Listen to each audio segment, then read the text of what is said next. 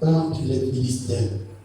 Dans la version Louis II, on parle de la vallée de Térébenthe. Amen. Dans la vallée de Térébenthe. Donc, alors nous pouvons nous asseoir, que Dieu vous bénisse. Amen. Nous commençons par là. Dans ce texte, il y a des détails qui sont très importants et qui sont porteurs de leçons de foi.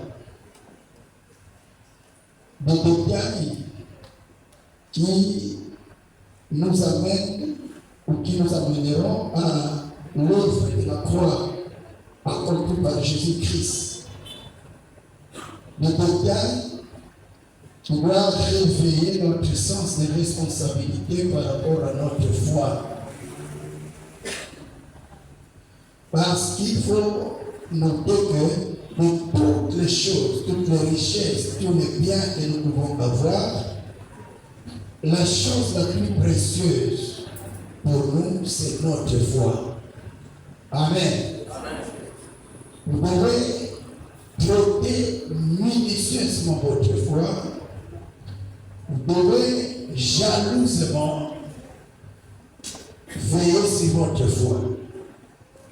Alors, il y a des richesses dans la Bible que nous sommes appelés à découvrir. Des richesses qui peuvent nourrir notre foi. Alors, on détermine ici, nous pouvons descendre au 3e verset. Les Philistins se tenaient sur une montagne et Israël cessait d'en face.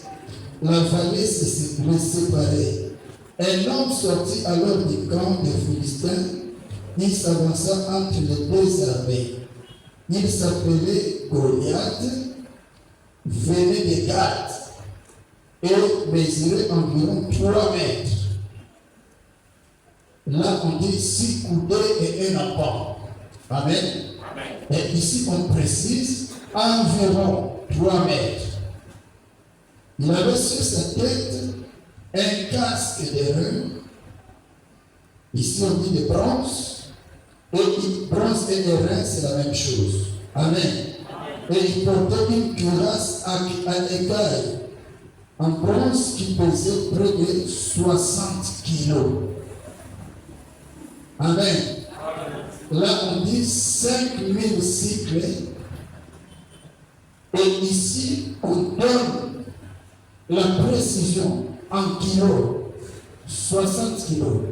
C'est l'arme qu'un combattant va utiliser. Amen, amen. Il pèse déjà 60 kilos. Mais c'est compliqué.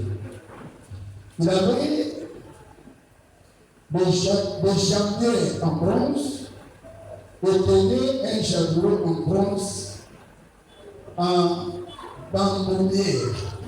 Le poids de sa lance avait la grosseur d'un cylindre de métier à tisser. Et la lance en fer pesait 7 kilos. Celui qui portait ce bouclier marchait devant lui. Les Philistins s'arrêta et s'adressa aux troupes d'Israël rangées en ordre de bataille. Il leur cria: pourquoi sortez-vous pour vous ranger en ordre de bataille? Ne suis-je pas les Philistins? Et n'êtes-vous pas des esclaves de Saoul? Choisissez un homme qui descende contre moi. S'il peut me battre et qu'il me tue, nous serons vos esclaves. Mais si je l'emporte sur lui et que je le tue, vous serez nos esclaves et vous nous servirez. Le Philistin dit encore: je jette aujourd'hui un défi à l'armée d'Israël. Donnez-moi un homme pour que nous nous battions ensemble. En entendant ces paroles du Philistin, Saül et tout Israël furent effrayés et remplis de peur. Amen. Bien, on peut commencer. Lorsque l'on parle de Goliath, on précise qu'il était de Gath. Pourquoi cette précision? Les Philistins avaient 5 principales villes. Amen. Et ce sont des villes de princes, des villes les plus importantes de tout le territoire des Philistins. Il s'agissait de la ville de Gath, d'Asdod, de Gaza, d'Écron et d'Ascalon. Amen. Ascalon, Écron, Gaza, Asdod et Gath. 3 de ces 5 villes conservaient ces géants, c'est-à-dire les fils des Anak. Il s'agissait de Gaza, Ascalon et Gath. Là, on trouvait des géants, des fils d'Anak. Ici, nous voyons déjà que Goliath mesurait environ 3 mètres. Amen. Autre particularité, c'est que de toutes les 5 villes, Gath était réputé en matière de guerre. Donc, depuis les origines, les ancêtres, Gath était lié à l'esprit de guerre. Donc, tout ressortissant natif de Gath avait l'esprit de guerre. Donc, dans sa vie, la chose principale que chaque habitant de cette ville connaissait, savait faire, c'est de créer la guerre au paisible peuple. Amen, amen. Donc, déjà nous comprenons que Goliath, c'est déjà le type du diable. Parce que le diable est le plus grand perturbateur de la paix. Alléluia. Si Jésus est le prince de paix, Satan est le prince de guerre et de troubles. Donc c'est le Philistin de Goliath. Amen, amen. Alors, on parle de leur positionnement. Non, d'abord de l'armée. On dit qu'il utilisait une cuirasse de 5000 cycles d'air. Ici, on dit 60 environ. Lorsqu'on dit environ, ce n'est pas 60 kilos. Près de 60 kilos. Amen, amen. Ça, c'est juste la cuirasse. Et cette cuirasse, on dit, était une cuirasse à écailles. Donc déjà, la présence des écailles, on peut penser au lézard. Donc à un reptile. Et pour finir, à un serpent.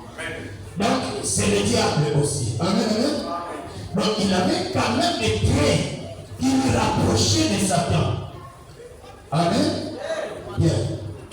Parce qu'à travers la Bible, lorsque tu vois dans Jésus, c'est fini. Le thème central de la Bible, c'est Jésus et son œuvre. Sa personne et son œuvre. Amen, amen. Donc, ici, nous voyons, nous commençons à comprendre que Goliath, c'est le diable.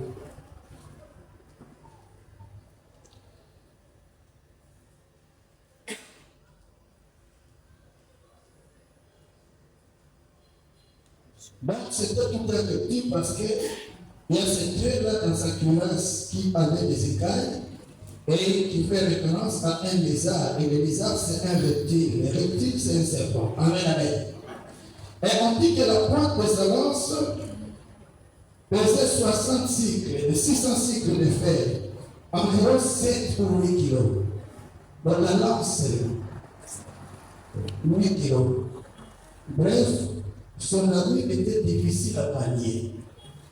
Donc, une personne simple et ordinaire ne peut pas utiliser son armure. Amen. Déjà, ce n'est pas la même description avec l'armure de Saoul.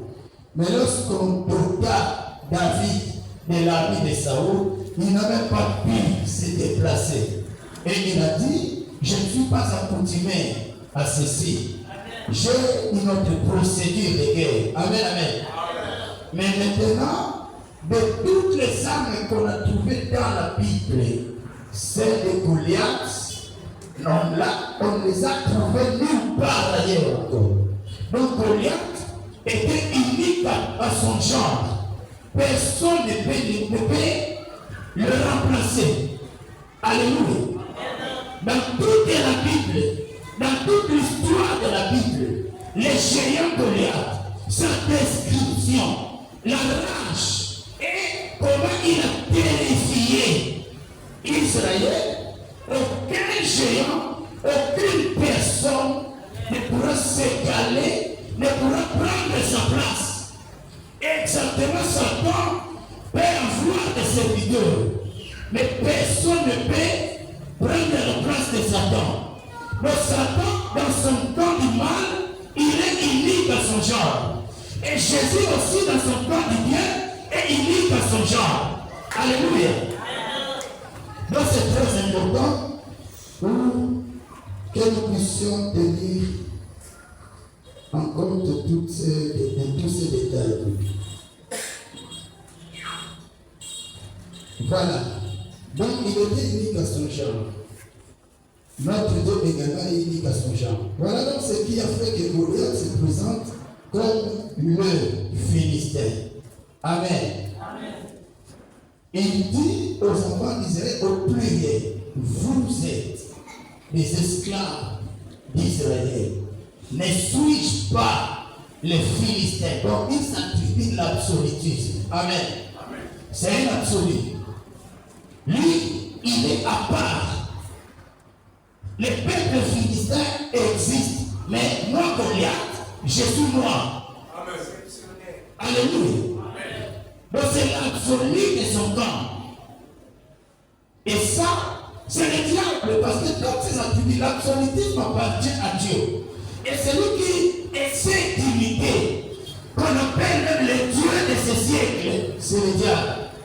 De son côté, il veut aussi se particulariser, s'isoler et être traité différemment de tous. Qu'il soit élevé, qu'il soit reconnu comme étant la tête de fête. Amen, amen. La pierre plutôt de fête. Donc, c'est très important que nous puissions noter tout ça. Parce que dans cette histoire, il y a l'histoire de la rédemption. Il y a l'histoire de l'œuvre de Jésus-Christ accomplie à la croix. Amen, amen. Alors il se présente comme tel. Je suis le Philistin, comme un vrai absolu. Et là, regardons l'intimidation de la procédure utilisée par Goliath. Et ce sont les mêmes intimidations que le diable utilise. Goliath dit, vous êtes des esclaves, des sujets, des fanatiques, des objets de Saül. Alléluia. Lorsque vous ne connaissez pas ce que vous êtes en Jésus-Christ, le diable peut ramasser toutes les ordures, les identités fausses et vous placer dans l'esprit. Lorsque vous acceptez, il règne sur vous. Voilà pourquoi, parmi les armes que Dieu nous a dotées, il y a le casque du salut. Alléluia. Casque du salut, en termes propres bibliques, c'est l'assurance du salut. C'est-à-dire la conscience du fait que moi, je suis sauvé, je suis libre, je suis l'esclave de personne et de rien. Parce que Satan viendra vous dire que vous êtes des objets, des esclaves et des sujets qu'on peut manipuler, qu'on peut utiliser. Et lorsque vous acceptez ça, il triomphe sur vous. Alléluia. Vous êtes des esclaves de personne. Si le Fils vous a franchi, vous êtes réellement libre. Vous avez connu la vérité et la vérité vous a affranchi. C'est pour la liberté que Christ vous a affranchi. Ne vous réduisez plus à l'esclavage d'une personne ou d'un principe quelconque. La liberté, c'est un acquis. Nous devons sauvegarder, vivre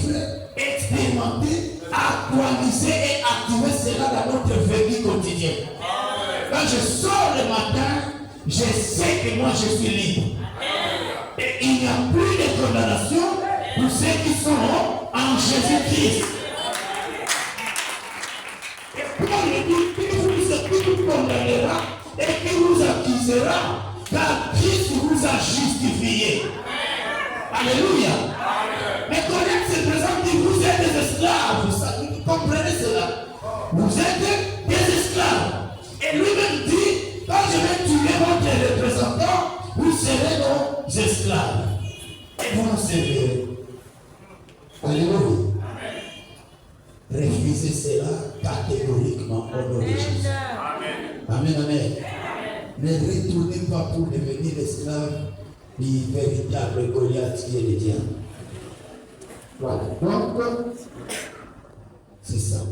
Alors, après avoir essayé de paralyser et démoraliser les enfants d'Israël au cas où ils ignoraient ceux qui sont en Jésus-Christ, donc ils seront paralysés. C'est exactement ça. C'est-à-dire, le problème à Soko, c'est que Israël et Saoul avaient oublié qui sont-ils dans la spiritualité et ils marchent avec qui? Amen. Et quand Goliath s'adresse à Israël, il dit l'armée d'Israël. Mais lorsque David vient, il dit l'armée du Dieu d'Israël. Donc il veut simplement dire qu'il y a l'armée, mais au milieu de cette armée, il y a Dieu. Et Dieu a dit, je serai avec vous pour vous délivrer de tout combat qui viendra. Donc Goliath peut sortir, ce sont des ignorants, il va effrayer. Mais ceux qui connaissent qu'il y a un héros présent toujours dans le combat, que Dieu est tête devant le diable, devant les sorciers, devant les marabouts, devant les sirènes, devant tout cela du diable. Alléluia. Regarde, déjà par rapport à l'autorité qui nous a été conférée, si vous allez dans Psaume 91, la Bible dit, tu marcheras sur l'aspic. Alléluia. L'aspic, c'est une race de serpents comme la vipère. Amen. Très dangereux. Donc c'est le diable, parce que c'est le serpent. Amen. Et on dit encore, tu marcheras sur les lions. Les lions vont traverser le diable rôde comme un lion. Donc c'est le diable. Maintenant, on va définir encore plus bas, il foulera au pied les lionceaux, c'est-à-dire les petits lions, les sorciers, démons, magiciens, fils du faux lion, qui est le diable. Mais toi, tu as le pouvoir de marcher sur les. Alléluia. C'est Jésus qui t'a dit, tout pouvoir m'a été donné dans le ciel. Et voici, je vous donne le pouvoir. Donc vous êtes sélectionnés, mais sélectionnés non pas comme des civils. Vous êtes dotés d'un pouvoir redoutable. Ne craignez pas. Est-ce que ça va? Regarde, nous avons mille et une raisons de faire confiance à Jésus-Christ. Mille et une raisons. Donc, personne ne vous trompe. Lorsque vous marchez, il faut savoir que vous êtes chargé d'une autorité, vous incarnez une force, une puissance. Déjà, c'est depuis l'Ancien Testament, la Bible dit, Dieu dit, qu'est-ce qu'on dit? On dit, votre Dieu ordonne que vous soyez comment? Puissants. Donc la question de la puissance pour Dieu par rapport à ses enfants, ce n'est pas facultatif, c'est une obligation. Alléluia. Et il en fait un ordre, il ordonne que vous soyez puissants. Maintenant, regardez, c'est comme quelque chose de vague. Il a dit, mais sans montrer les moyens. Comment nous allons devenir puissants? Maintenant, la suite, c'est dans Actes chapitre 1, chapitre un verset 8. Vous recevrez une puissance, le Saint-Esprit surveillant sur vous. Alléluia. Donc si vous avez le Saint-Esprit, vous avez la puissance. Et la Bible dit encore plus loin, tout ce qui est né de Dieu, la nouvelle naissance. Si vous naissez de Dieu, donc vous incarnez la puissance. Tout ce qui est né de Dieu triomphe du monde. Amen, amen. Alors, saisissez cela, appliquez. La première fois que je devais prier pour quelqu'un, lorsque je suis converti, mon père, nous étions dans un culte matinal. On priait assez ouvert. Donc, il n'y avait même pas ni bâche, ni toiture. Alors, ce culte matinal-là, nous étions seulement à 4. 2 sœurs, mon pasteur et moi. À la fin du culte, papa me dit, Gabriel, on va prier pour ces 2 sœurs. Toi, tu pries pour elles, moi, je prie pour celles-ci. Je dis, d'accord. Je vais dans mon coin avec la sœur, je commence à prier. Prier, à ordonner. Il y a une manifestation. Amen. Amen. Manifestation. Je pose la question, qui es-tu dans ce corps? Il répond, Satan. Qui m'en l'a? Je me suis dit, j'ai dit, jusque chez papa, je vais toucher aux jambes. Je dis, papa, mais là, c'est grave. Là, ce n'est pas un démon, c'est Satan. Donc, c'est pas mon affaire, c'est trop grand. Et il me dit, mon fils, démon, sirène, mari de nuit, c'est Satan. Maintenant, retourne. Il le fait au nom de Jésus. Amen. Deuxièmement, si pendant que tu as simplement commencé à prier, il y a agitation, donc quelque chose qui est en toi bouscule ce petit Satan-là. Alors retourne, chasse-le au nom de Jésus. Ah, finalement j'ai compris. Jésus vous arrivera au nom de Jésus. Satan ou démon, machin, allez libérer au nom de Jésus. Le démon est parti et curieusement j'étais étonné. Ah, il est parti. Ah, ce jour-là, c'était au culte matinal. Donc toute la journée, je me sentais tellement fort. Tu dis, tiens, moi je suis puissant. Voilà. Amen, amen. Et j'étais à la recherche des cas. Donnez-moi les personnes qui ont des démons. Je vais chasser. Alléluia. Vous savez, la grande joie, la grande assurance, c'est la découverte de soi-même. Voilà pourquoi un homme du monde a dit, connais-toi toi-même. Non, moi je ne suis pas n'importe qui. Toi également, tu n'es pas n'importe qui. Le révérend Charles était à Ligano et est allé dans un pays. Pour dire qu'il a mis une croisade. Mais tellement que c'est un patriarche, un vieillard dans le Seigneur. Maintenant, les organisateurs posent la question, patriarche, nous allons faire des affiches.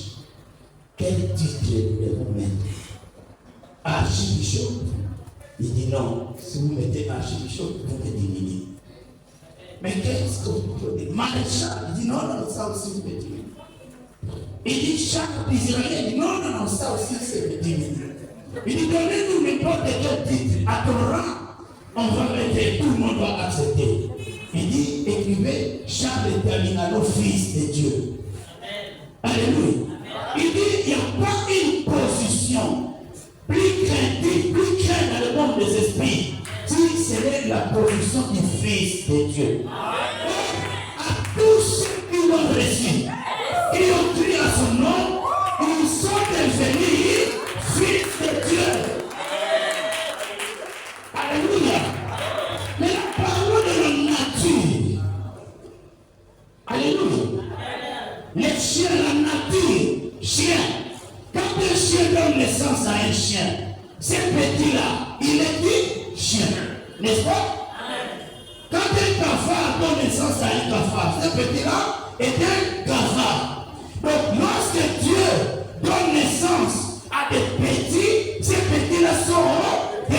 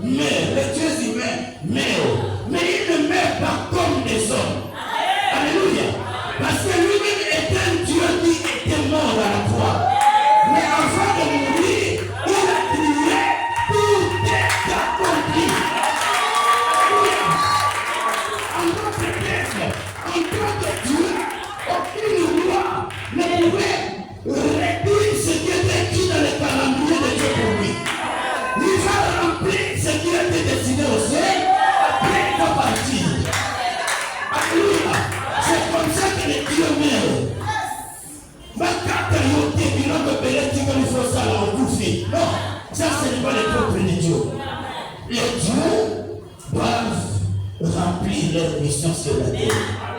Tant qu'il y a des choses qui restent à accomplir à travers toi, Israël n'avait pas ça dans la tête. Regarde. Lorsque les espions sont allés espionner la terre promise, les 12, ils arrivent, ils ont vu l'abondance de la terre, la richesse. Et ils ont rencontré aussi les géants, les fils d'Anak, la race de Goliath. Et lorsqu'ils sont repartis chez Moïse, il les a envoyés. Moïse pose la question, de le rapport. Qu'est-ce que vous avez trouvé? Non, mais la terre est vraiment riche. Regarde même les grappes que nous avons apportées comme signe. Alléluia. De la même manière, quand le Saint-Esprit est venu de la terre, c'est du canal céleste, il nous a amené les arrêts de l'esprit. Le mot arrêt signifie les enfants en cours. Amen. Et nous avons goûté. Paul dit, si vous avez goûté que le Seigneur est bon. C'est comme ça que Rebecca était convaincue. Parce qu'Eliezer lui a apporté quelqu'un qui témoigne de la richesse d'Isaac. Et elle a été convaincue. Dit donc, je vais partir. Alléluia. Les 12 sont venus avec des preuves que oui, la terre est riche. Mais la 10 ont décrié la terre. Ils disent c'est vrai, c'est riche. Mais nous y avons trouvé des géants, des fils d'Anak. Nous étions à leurs yeux, et à nos propres yeux, comme des sauterelles. C'est-à-dire, c'est comme si en pratique, ils sont arrivés là quand ils ont rencontré le géant. Bonjour, monsieur le géant. Bonjour, fils d'Israël. Alors, comment vous nous trouvez? Il dit, mais vous-même d'abord, vous nous trouvez comment? Ah non, c'est considéré comme des sauterelles que vous pouvez écraser. Il dit, ah, exactement, c'est ça la prononce. Alléluia. Parce que ce sont eux qui disent, nous étions à leurs yeux et à nos propres yeux, comme les sauterelles. Donc des personnes qui se sont avouées déjà vaincues. Alléluia. Et conséquence, les 10 ne sont pas rentrés dans la terre promise. Il y a des bêtises qu'il ne faut pas croire. C'est grave quand on dit ici que vous êtes dans des liens de famille, dans des lois et des condamnations. Non, si vous avez reçu Jésus-Christ comme Seigneur et Sauveur, Jésus-Christ était monté à la croix, il a accompli la loi dans sa chair. Alléluia. L'acte et l'ordonnance, l'acte et les ordonnances qui nous condamnaient, il les a déchirés, effacés et cloués à la croix. Alléluia. Goliath dit, vous êtes des esclaves. Saoul a compris, a accepté. Israël a accepté. Et quand David arrive, il dit non. Toi d'abord, mes frères sont en train de voir en toi un héros, une personne spéciale. Mais moi, je te considère comme un incirconcis. Déjà, devant Israël, tu es une honte et tu es un interdit. Donc déjà, tu es faible. Amen. Parce qu'un incirconcis, c'est un faible devant Israël. Déjà, il n'a pas le signe de l'alliance. Donc tu as quelque chose à écraser. Alléluia. Voilà pourquoi lorsque nous venons à Jésus, le premier travail du Saint-Esprit et de la parole, c'est le renouvellement de l'intelligence. Alléluia. Qu'est-ce que cela veut dire? Acquisition d'une autre manière de voir les choses. Qui j'étais sans Jésus et qui suis-je avec Jésus? Qu'est-ce que le monde sans Jésus? Et qu'est-ce que le monde pendant que je suis en Jésus? Qui est le diable lorsque j'étais dans le monde? Et qui il est pendant que je suis en Christ? Pour le monde, le diable est vivant. Pour les croyants en Christ, le diable était mort à la croix. Alléluia. Jésus a écrasé la tête du serpent. Il n'y a plus un travail qu'on n'a pas lire Genèse 3:15. Jésus l'a déjà accompli. Amen. Oh, dans la tête, il y a des éléments très importants. Il y a les yeux dans la tête, ça dit la vision. Amen. Il y a la pensée dans la tête.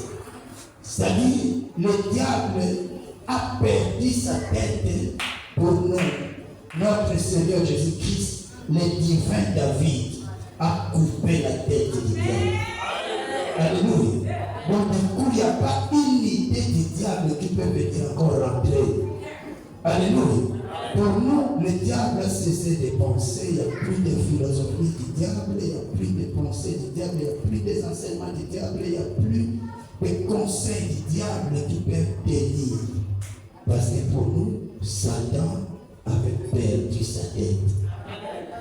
Satan n'a pas de vision valable pour nous. Sa bouche était dans sa tête.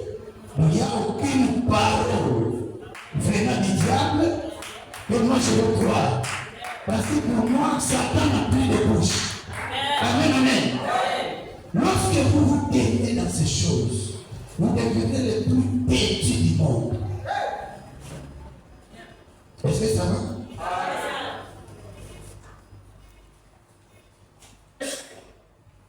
En 1997, on était des jeunes serviteurs. Alors, je suis sorti d'un jeûne de 3 jours. 3 jours. Maintenant, quand je suis sorti de mon jeûne, je n'avais même pas quelque chose à manger. Je n'avais même pas 100 francs. Ah, puis là, je commence à me poser la question. Est-ce que c'est jeûne-là, c'est jeûne que je vais le faire? Est-ce que c'est Dieu qui m'a demandé de faire ce jeûne? Comment je peux sortir du jeûne? Je manque même quelque chose à manger. Amen, amen. C'est comme ça que nous, on avait les ailes. Mais vous savez, la Bible nous montre dans l'Apocalypse qu'il y a même une coupe dans le ciel où on garde les prières des saints. Donc, que Dieu me demande de faire les jeûnes ou pas, je fais quand même une provision céleste de prière. Parce qu'il y a des moments où je ne suis pas fort pour jeûner. Mais lorsque les situations arrivent, Dieu va considérer la provision.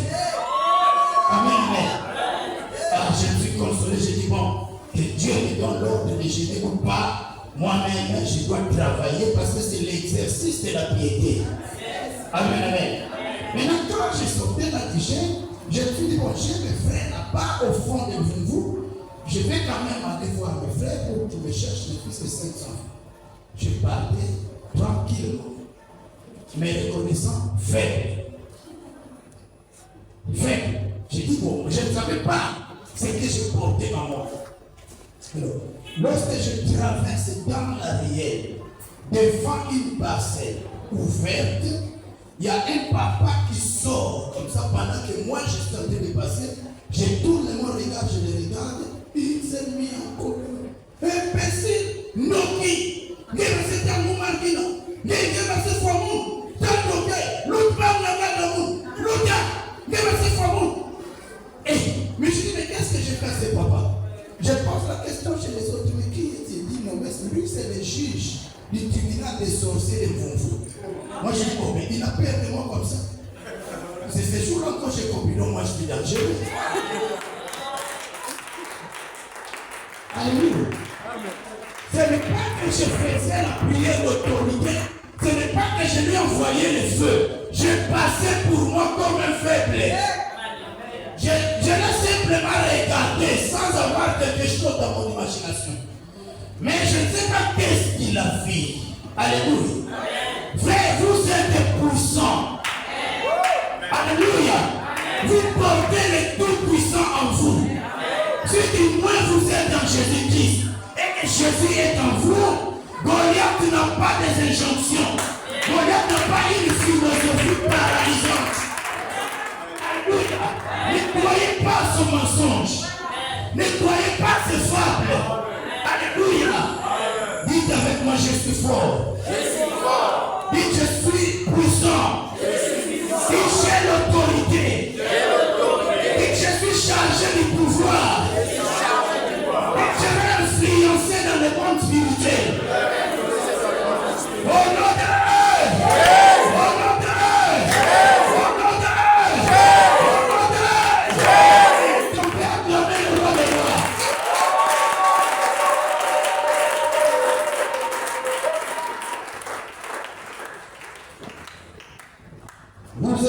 esclave de Saoul.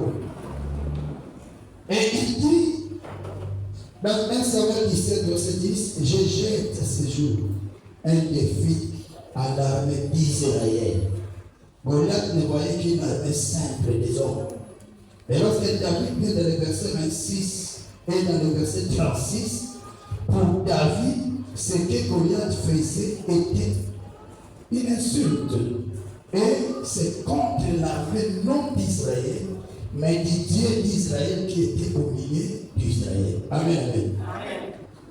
Lorsque vous marchez, vous, fils de Dieu, vous prenez toute une armée. Alléluia.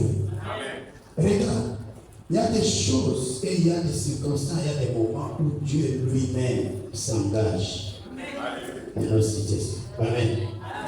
Il y a des circonstances où il envoie les anges. Mais il y a des moments où lui-même descend. Lui-même marche avec toi. Alléluia. Alors tu es redoutable. Amen. Il faut faire très attention. Travaillez ce côté-là. Et on ne vous dominera plus. Lorsque je me suis converti, c'était le matin de mon arrivée ici au Congo. Alors quand je suis arrivé dans ce pays, donc le premier jour, les 5 premiers jours, lorsque je dormais, la nuit, pendant ces 5 jours, j'étais en train de rêver mon père. Mon père qui négociait avec un blanc pour me vendre. Maintenant, c'était comme si ma soeur et mon père, et ici, c'est le blanc. Maintenant, le blanc regarde ma soeur, c'est-à-dire il regarde même derrière la soeur. C'est mon papa. Et moi, je venais. Mon papa disait, mais Gabriel, qu'est-ce qu'on va faire pour Gabriel? Le prix, toi tu connais. Finissons déjà l'affaire. Papa ne sachant pas que moi je venais derrière. Maintenant, les blancs essayaient de lui faire signe, papa ne se rendait pas compte. Et quand je suis arrivé, j'ai touché aux épaules de papa. Je dis, mais papa, qu'est-ce que vous êtes en train de faire? Il me regarde comme ça, tout furieux. Il dit, mais qu'est-ce que tu veux faire ici? Mais dérange mon affaire comme ça. Hein? Bon, je me suis réveillé. Et quand je me réveille, je vois le monde tournoyer comme ça. Un tourbillon, vertige. Et jusqu'à ce que le petit manami, du sémite majeur devient normal. Et pendant 5 jours, je me suis dit non, je vais chercher Dieu. Amen. Moi, je suis allé chercher l'église. J'ai donné, j'ai dit ce que je sentais. L'homme de Dieu m'a prêché. Ce jour-là, j'ai donné ma vie à Jésus-Christ. Et les nuits qui suivaient, le Seigneur commençait à apparaître dans ma vie, dans mes songes. Amen. Maintenant, 2 semaines après, il y a une petite sœur de notre village qui était venue pour acheter des marchandises parce qu'elle était commerçante. Elle m'arrive, elle me dit, mais il y a un message très dangereux que papa m'a confié. Papa dit que toi tu es parti. Et papa était tellement furieux. Il a dit des choses devant tout le monde. Même les autres vieux du village s'étaient mis en colère contre papa. Parce que les choses qu'il a dit contre toi, c'était pas bien. C'est vraiment un risque pour toi. Voyez-vous, on peut vendre un fils lorsque vous dites des choses en public. De mauvaises choses en public, les autres peuvent prendre et exécuter. Amen. Et dans mon songe, je voyais la vente. Alors il dit, papa m'a dit, il t'accorde 2 semaines. Si tu ne retournes pas au village, il va te bouffer. Moi, j'étais déjà en Christ. Je connaissais ce que je suis en train de dire. Nous n'avons pas été sauvés comme vous prenez le salut. Amen. Nous, on nous prêchait, on était touchés, Et il y a des choses qu'on allait arranger le même jour que nous avons reçu la parole de Dieu. Amen. Il y a des chéris avec qui on n'avait pas de problème. Et quand je suis sauvé chez eux, je dis, maman, ça ne peut plus marcher avec toi. J'ai rencontré Jésus. Amen. Différent de vous. Pour aujourd'hui, votre foi, je ne sais pas comment elle est. Mais la foi n'a pas de variation. La foi reste la même. Elle doit être saine, elle doit être pure. Alléluia. Alors je dis, je pose la question, ma soeur, tu vas retourner quand? Il dit dans 4 jours. Ok. Quand tu vas arriver au village, dis à mon père, lui qui m'a donné 2, non, il a dit 2 mois. Lui qui m'a donné 2 mois, si je ne retourne pas, il va me bouffer. Dis-lui, moi je lui donne 2 semaines. Si ne change pas son langage, je vais le bouffer. La sœur mais pourquoi tu te cherches des problèmes? Donne-moi la vraie réponse que je vais porter chez papa. Dis, va lui dire ce que je t'ai dit. Il me parle de tout, tu es sérieux, je suis très sérieux. Voilà. Ok, ça va. Et la dit au village, comment tu as rencontré Gabriel? Il dit, oui. Mais tu lui as dit ce que je t'ai dit? Oui. Tu as dit ça, oui. Il a eu peur. Non. Gabriel m'a dit, toi tu lui as donné 2 mois, lui te donne 2 semaines. Si tu ne changes pas ton avis, il va te bouffer. 3 semaines après, une lettre à 4 pages. Le vieux avait peur. Il dit, Gabriel, mais comment est-ce que tu commences à fréquenter les charlatans, les magiciens? Attention, là nous entendons qu'il y a des similitudes, beaucoup de choses. J'ai dit seulement cela parce que tu étais parti, je n'étais pas d'accord, mais pardonne-moi. Faut jamais aller féticher pour me tuer. Moi je dis, ça va. Alléluia. Est-ce que vous comprenez? Nous sommes là de ta vie. Donc il y a de peine venir nous inculquer des bêtises. Nous qui sommes en Christ. Christ en nous c'est l'espérance de la gloire. Et toi tu vas me dire des choses. Et je ramasse, je crois, j'accepte. Mais là tu as des têtus dans ce monde. Devant les diables, les sorciers, les démons, je suis parmi ces têtus-là. Alléluia. Amen. Vous savez, lorsque vous rencontrez sur le chemin un petit coup au nom, il vous intimide. Vous lui dites, le petit, mais tu ne vas pas faire peur de toi. Attention. Petit, c'est trop bien. Kéba, non, c'est en tout cas, il ne faut jamais insister. Il faut commencer d'abord à analyser mais comment ce petit a cette audace. Alléluia. Alléluia. Certainement, il s'appuie à quelque chose. Le pasteur José Rose a fait ce témoignage. Toujours dans les galères de la conversion, un jour sort comme ça d'un programme et son collègue pasteur sont allés acheter des brochettes et des maniocs. Ils arrivent comme ça, un petit garçon de presque 13 ans sort comme ça. Vieux, le président va quoi à Kinshasa. Il va quoi au président. Maintenant, le pasteur José Rose a têtu. Il dit, mais petit, il a mis dans ma chette, dans ma boucle, est-ce que là, on est donné? Non, le président va quoi Maintenant, José Rose a commencé à s'approcher pour toucher son ami de touche. Il dit, Rosa, t'as là la boucle de joie. A kuta mayesu tuwazima wako.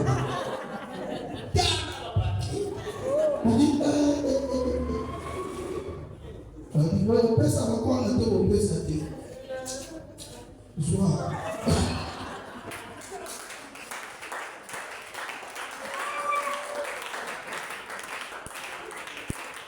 Alléluia. La raison du plus fort est toujours la meilleure. Mais il n'y a pas un plus fort que Jésus-Christ. Alléluia. Mais votre raison sera toujours la meilleure.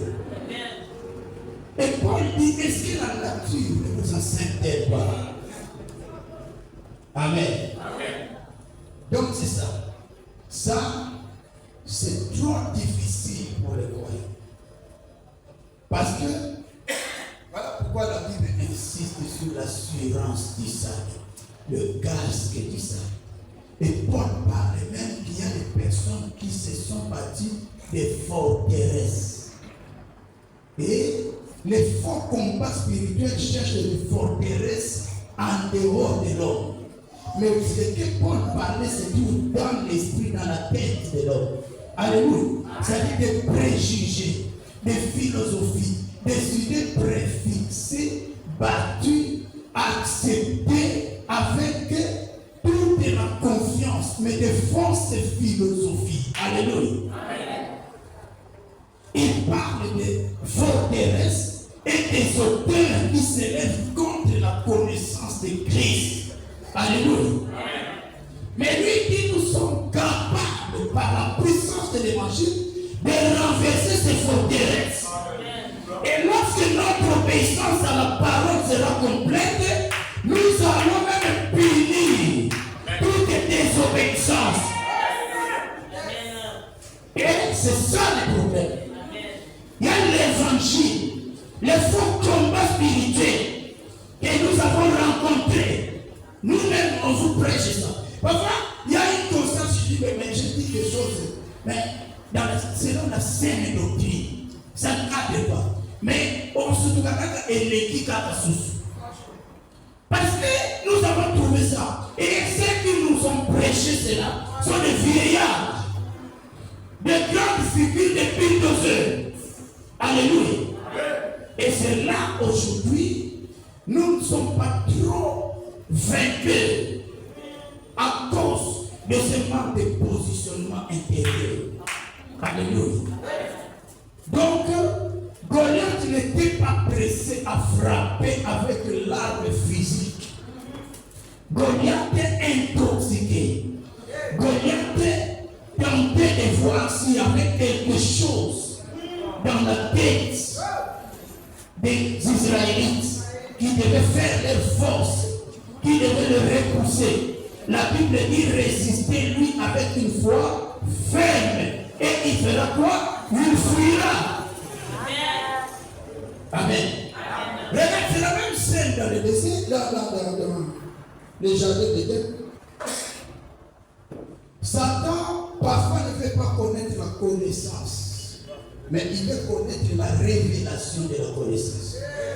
Parce que je peux connaître des versets bibliques, mais je ne sais même pas qu'est-ce que cela veut dire. Amen. Parce que dans la méditation, il y a trois questions. La question d'observation. Je lis les textes. Qu'est-ce que les textes disent? Les narratifs.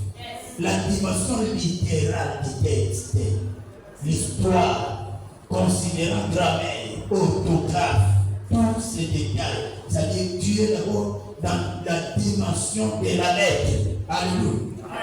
Après, tu poses la question, qu'est-ce que ce texte voulait dire? Alléluia. Je peux dire au secrétaire Thibault. Il a entendu que je dis. Non, je peux dire au secrétaire, tu es fort. C'est ce que je dis. Qu'est-ce que je dis? Le secrétaire est comment? Maintenant, le secrétaire ne sait pas fort. Papa, qu'est-ce que tu voulais dire?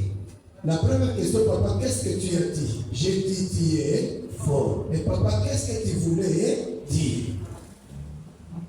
Des pièces, ce que tu as dit, pour que je saisisse ce qui peut me corriger ou m'affaiblir.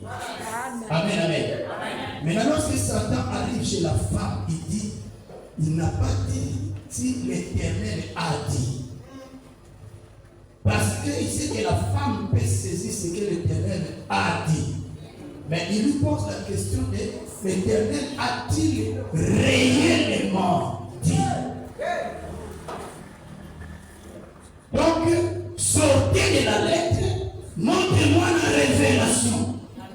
Parce que c'est la révélation de tes paroles qui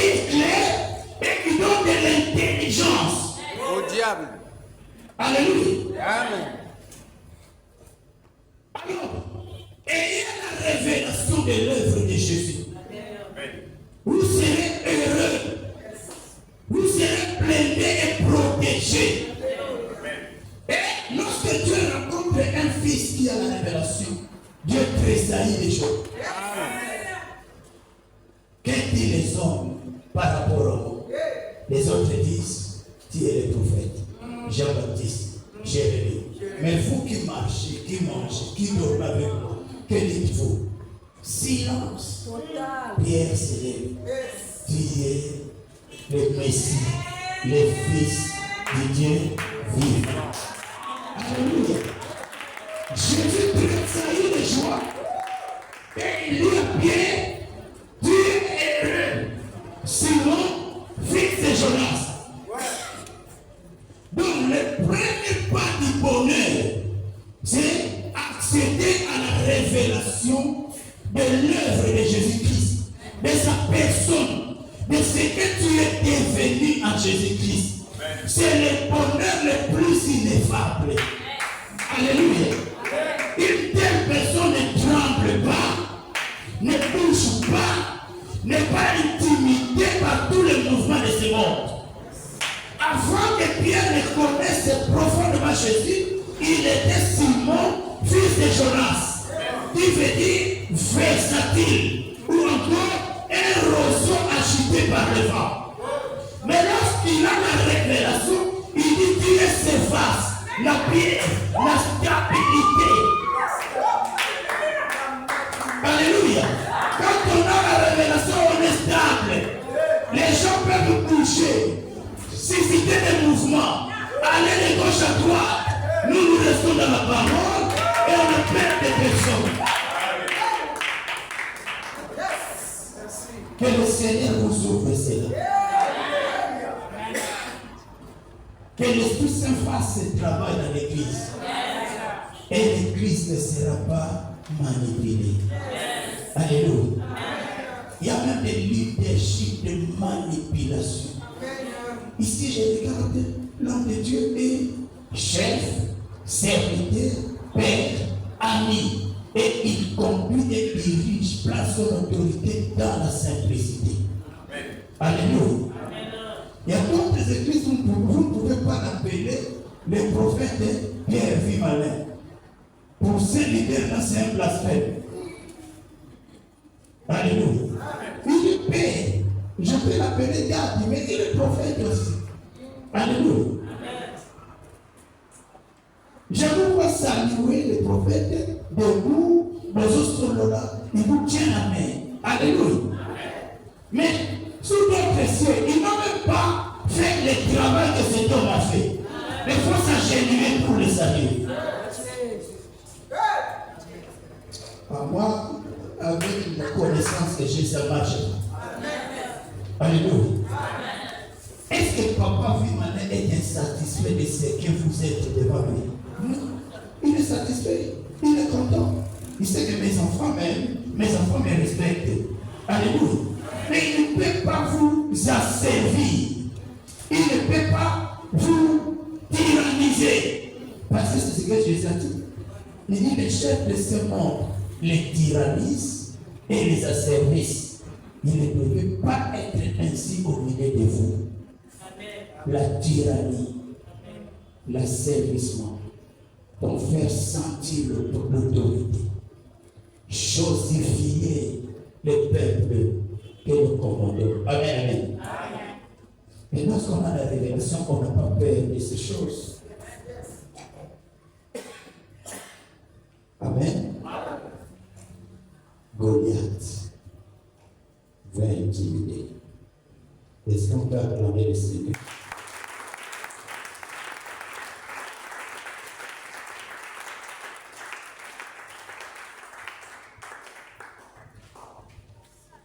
Bien. Moi, je pense qu'on va garder une partie pour le dimanche. Quand même, si on dit que papa va encore, aujourd'hui, nous allons le limiter là. Amen. Vous savez, les enseignements comme ça autour de l'œuvre de Jésus-Christ, je ne pense pas qu'il faut faire des prières d'autorité.